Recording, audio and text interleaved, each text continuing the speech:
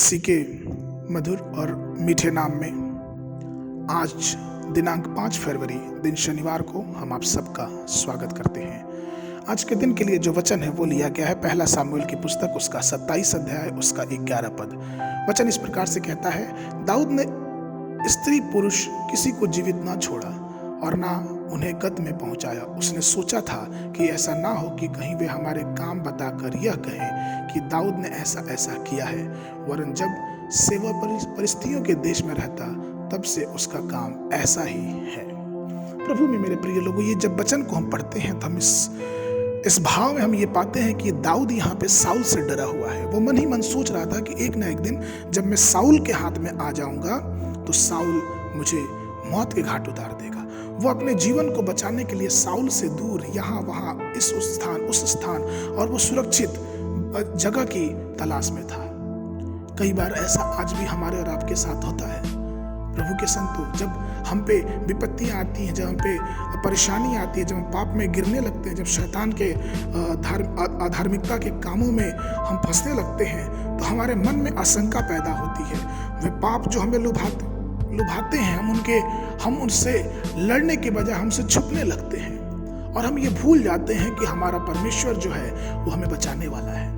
दाऊद ये भूल चुका था कि जिस परमेश्वर ने उसे यहाँ तक लेके आया वो उसकी रक्षा करेगा। ऐसे ही कुछ घटना हम नए नियम में पाते हैं कि हेरोदेस की जब बेटी ने नृत्य करके हेरोदेस का मन बहलाया और जब मांगने पे उसे कहा गया कि जो मांगो तुम्हें मिल जाएगा, उसने यूहन्ना बपतिस्मा देने वाले का सिर मांगा।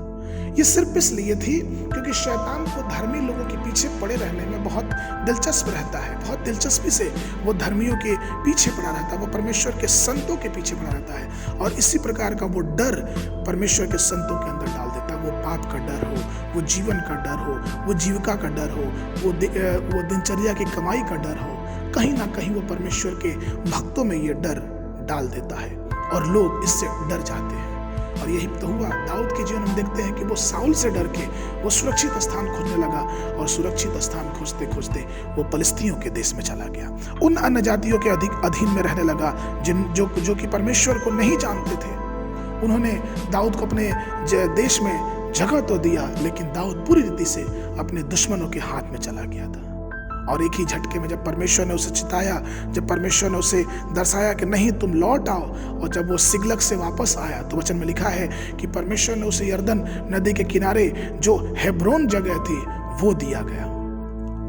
इसलिए प्रभु में मेरे प्रिय लोग, जब हम परमेश्वर के अभिषेक पे, परमेश्वर के इंतजामों पे हम विश्वास करने लगते हैं तो हमारे अंदर से वो जो संसारिक डर, संसारिक भय है वो बाहर निकल के आने लगता है। और हेब्रोन का अर्थ होता है कंधे, मतलब यहोवा ने दाऊद को अपने कांधों से उठा लिया।